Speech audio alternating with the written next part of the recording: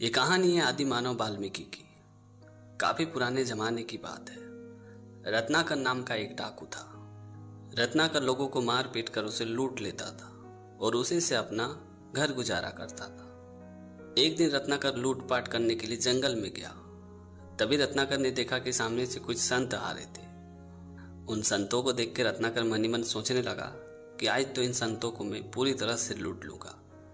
उसके बाद रत्नाकर संतों के पास गया और उनकी तलाशी लेने लगा। जब संतों के पास कुछ नहीं मिला तो रत्नाकर को बहुत ही गुस्सा आ गया और उसने गुस्से से सभी संतों को जोर जोर से मारने लगा, पीटने लगा।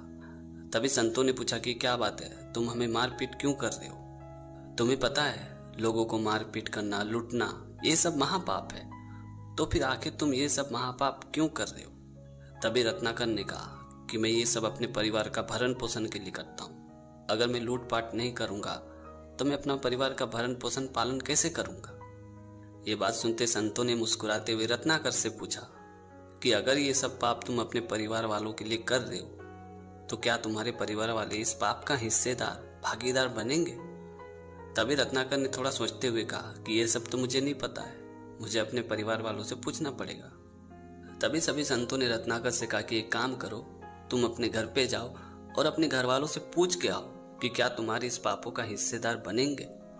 हम लोग तुम्हारा यहीं पे इंतजार करेंगे, तुम आके हमें बताना।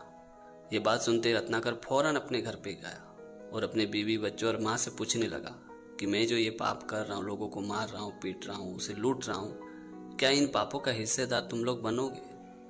रत्नाकर की बात सुन के उनके परिवार वालों ने कहा कि नहीं नहीं, हम तुम्हारे पापों का हिस्सेदार क्यों बनेंगे? क्या हमने तुम्हें कहा था कि लोगों को मारो, पीटो, उसे लूटो? तुम हमारा भरण पोषण कर रहे हो, इसका मतलब ये नहीं कि तुम लोगों को मार पीट कर, लूट कर ही हमारा भरण पोषण करो। हर पति का कर्तव्य होता है कि वो अपना परिवार का भरण पोषण करे। इसका मतलब ये नहीं कि तुम लोगों को मार पीट कर, लूट कर ही हमारा भरण पोषण करो। तुम ये काम मेहनत और मजदूरी करके भी कर सकते हो। हमें माफ करना, हम तुम्हारे कोई पाप का हिस्सेदार नहीं बनेंगे। ये बात सुनते रत्नाकर को बहुत ही बड़ा सदमा लगा और वो अंदर ही अंदर बहुत ही दुखी हो गया। उसके बाद रत्नाकर वापस जंगल में उन संतों के पास आया और उन सभी संतों के चरणों में गिर के कहने लगा कि महाराज, हमारे परिवार वाले मेरे पापों का हिस्सेदार बनने से सख्त मना कर दिया। अब आप लोग ही बताइए मैं क्या करूं? तभी सभी संतों ने मुस्कुराते हुए रत्नाकर से कहा कि इसका एक ही उपाय है कि अगर तुम्हें अपने पापों का निवारण करना है तो तुम्हें राम राम का जप करना पड़ेगा। और ये बोल के सभी संत वहां से चले गए।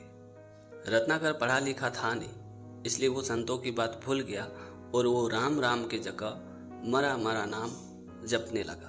और ये नाम रत्नाकर ने कई वर्षों तक जपा और आगे चलकर वही रत्नाकर आदि मानव वाल्मीकि बने, जिन्होंने रामायण लिखी थी। इसीलिए कहते हैं कि हमें खुद से डरना चाहिए, ईश्वर से नहीं, क्योंकि पाप हम करते हैं, ईश्वर नहीं।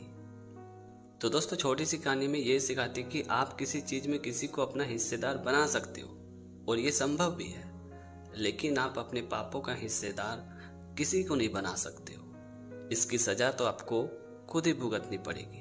इसलिए हमेशा अच्छे कार्य करते रहें।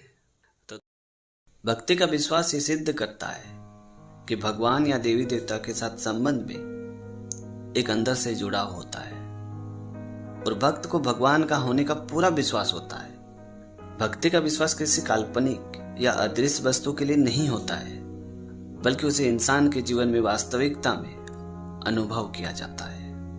ये एक प्रेम पूर्वक और निस्वार्थिक भावना होती है जिसमें व्यक्ति ईश्वर के प्रति प्रेम, श्रद्धा, समर्पण और सेवा भाव से जुड़े रहते हैं। आइए इसे कहानी के तौर पर समझते हैं। एक संत जी बस स्टैंड के पास एक वृक्ष के नीचे बैठ के माला फेर रहे थे। तभी वहां बस से एक अंग्रेज उतरा। उस अंग्रेज ने जब संत जी के हाथ में माला देखा तो उस अंग्रेज ने संत जी से पूछा कि ये आपके हाथ में क्या है? तो संत जी ने उस अंग्रेज से पूछा कि ये आपके कंधे में क्या है? उस अंग्रेज के कंधे में एक बड़ी सी बंदूक थी। तो उस अंग्रेज ने बड़े घमंड, बड़े अकड़ के साथ कहा कि ये मेरा हथियार है। तो संत जी ने मुस्कुराते हुए कहा कि ये भी मेरा हथियार है। फिर उस अंग्रेज ने वापस संत जी से पूछा कि ये आपको किसने दिया है? तो संत जी ने मुस्कुराते हुए वापस उस अंग्रेज से पूछा कि ये हथियार आपको किसने दिया है? तो उस अंग्रेज ने कहा कि ये मेरी सरकार ने दी है। तो संत जी ने मुस्कुराते हुए कहा कि ये हथियार भी मुझे मेरे सरकार ने दिया है। उसके बाद उस अंग्रेज ने संत जी से पूछा कि इसका क्या काम है। तो संत जी ने वापस उस अंग्रेज से पूछा कि आपके हथियार का क्या काम है। तभी उस अंग्रेज ने गुस्सा करते हुए उस वृक्ष में बैठे एक पंछी को गोली मार दी। वो पंछी तड़पता हुआ नीचे जमीन पे गिरी और मर गई। उस पंछी को मरने के बाद उस अंग्रेज ने अकड़ के साथ कहा कि ये मेरे हथियार का काम है, किसी को भी मार सकती है। तभी संत जी अपने आसन से उठे और उस मरे हुए पंछी के ऊपर अपनी माला फेरी और मन ही मन थोड़े बहुत मंत्र का उच्चारण किया। उसके बाद वो पंछी वापस उठ के उस पेड़ में जाके उड़ के बैठ गई।